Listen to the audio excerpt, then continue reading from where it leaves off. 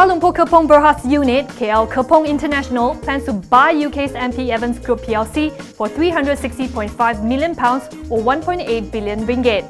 MP Evans mainly owns, manages and develops oil palm estates in Indonesia.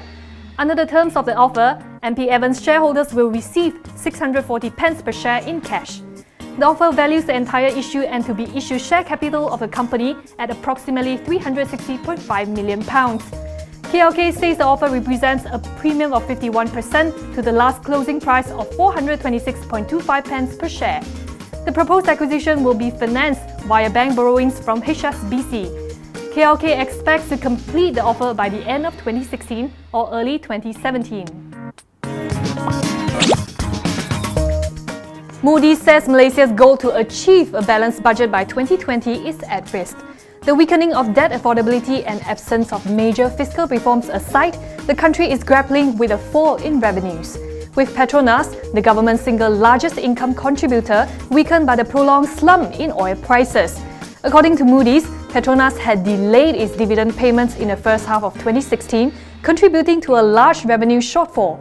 The national oil company only remitted around 37.5% of a planned 16 billion ringgit to the government.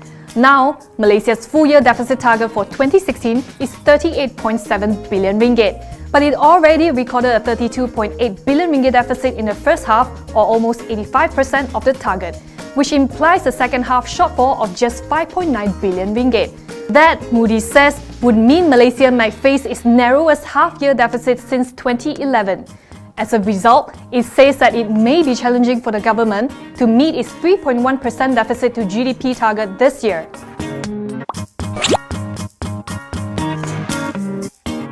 Housing Minister Tan Sri Noor Omar says the government is looking at subsidising private developers who take part in the Budget 2017 initiative.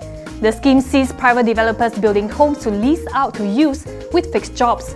According to Noor, should these developers fail to collect the targeted amount of rent, the government may top up the sum. For instance, he says, if a developer expected to collect 3 million ringgit but come up $500,000 short, the ministry may help by topping up the amount. Last Friday, PM Dato Sri Najib Razak said the government will, in a private finance initiative, have 10,000 homes built to rent out to youths with permanent jobs, including young graduates. According to Noor, the first project, consisting of 4,000 units, will be developed in Mukim Batu. Nestle Berhad's third quarter net profit dipped on higher OPEX due to rising promotional costs. Earnings fell 10% to 160.7 million ringgit from about 180 million. However, revenue inched up 3.3% to 1.26 billion ringgit from 1.22 billion. According to Nestle, gross profit was actually up 6.5% to 491 million ringgit due to higher turnover and efficiency increases in the factories and the supply chain. But these savings were reinvested into the business so that it could continue to strengthen its market share position, which was why net profit was reduced. It declared a dividend of 70 cents a share. Semiconductor player Petronas Technology Berhad saw its third quarter net profit falling 55% due to weaker demand and forex loss.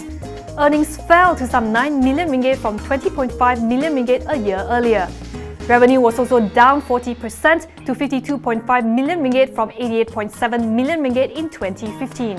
The company explains that sales from Malaysia and Singapore were lower year-on-year, with decreased volume loadings and a forex loss of about 3 million ringgit. Petronas expects a similar performance in the following quarter, with business and product loading to gradually recover in the financial quarter ending December 31st next year. It says it will continue to focus on climbing the value chain and riding on R&D initiatives in new product design.